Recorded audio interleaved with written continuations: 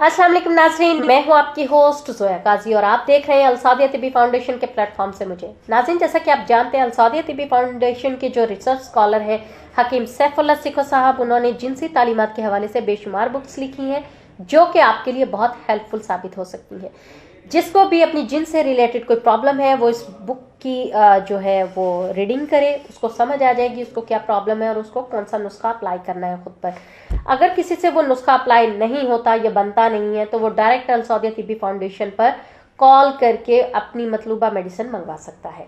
अच्छा नाज़रीन, आज का जो हमारे पास टॉपिक है वो ये है कि दौरान सेक्सुअली एक्टिविटी क्या मर्द और औरत का लुत्फ अंदोज होना ज़रूरी है, मतलब दोनों को लुत्फ आना बहुत ज़रूरी है। इसके बारे में मैं आपको बता दूं, डेफिनेटली ये एक कुदरती अमल है। अल्लाह ताला ने औरत और मर्द के मिलाप में जो लुत्फ रखा है, जाहिर है कि वो एक दूसरे की अट्रैक्शन की वजह से ही एक दूसरे की तरफ माइल होते हैं। ये एक हिस्स होती है जिससे वो एक दूसरे की तरफ अट्रैक्ट होते हैं। तो इसमें औरत और मर्द को एक दूसरे के साथ अगर सेक्सुअली एक्टिविटी में लुत्फ नहीं आता तो वो डेफिनेटली बेजारी और चिड़चिड़ेपन का बायस बनती है। तो इसके लिए लुत्फ आना ज़रूरी नहीं है कि लुत्फ ही आए, लेकिन ये एक फितरती अमल है, कुदरती अमल है जो कि होता है और लुत्फ आता है तभी वो एक दूसरे की तरफ अट्रैक्ट होते हैं। अच्छा, मजामत सेक्सुअली एक्टिविटी जो आप करते हैं उसमें लुत्फ कैसे आया जा सकता है?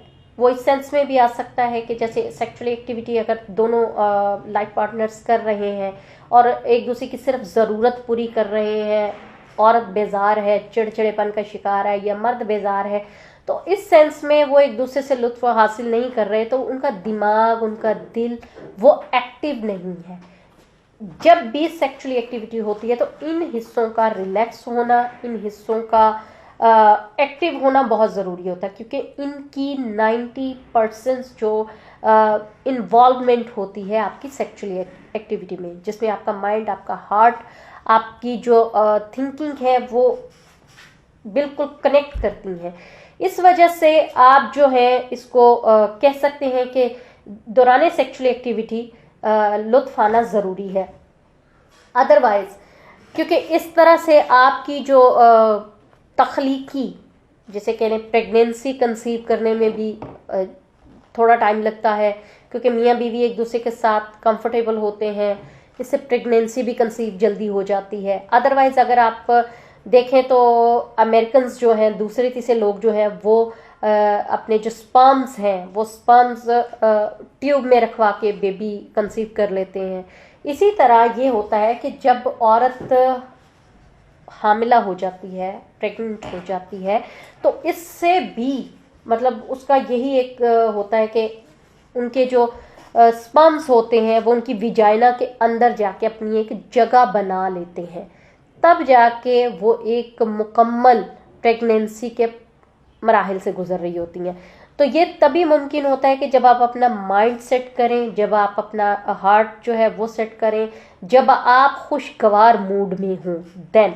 क्योंकि सेक्सुअल एक्टिविटी बेबी तो तब भी कंसीव किया जा सकता है जब औरत अपने शौहर से खुश नहीं होती, जब मतलब मर्द जो है वो स्पर्म्स के मुकाबले में थोड़ा वीक भी हो, तब भी प्रेगनेंसी हो जाती है। लेकिन ऐसे बच्चे जो कि नाखुशगवारी के आलम में कंसीव किए गए हों, उनमें फितरती तौर पर थोड़ा सा चिड़चिड़ापन होता है, उनमें फितरती तौर पर जो है जिस्मानी इखलाकी एक्टिविटीज़ में थोड़ा सा ना वो चेंज आता है।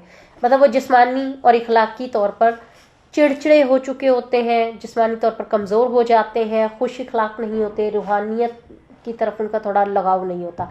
लेकिन जो खुशगवार माहौल में बच्चे कंसीव करती हैं ख़वातीन, उनके बच्चे रूहानी तौर पर भी थोड़े मजबूत होते हैं, जिस्मानी तौर पर भी खुश शक्ल होते हैं और इखलाकी तौर पर भी बहुत बेहतर होते हैं।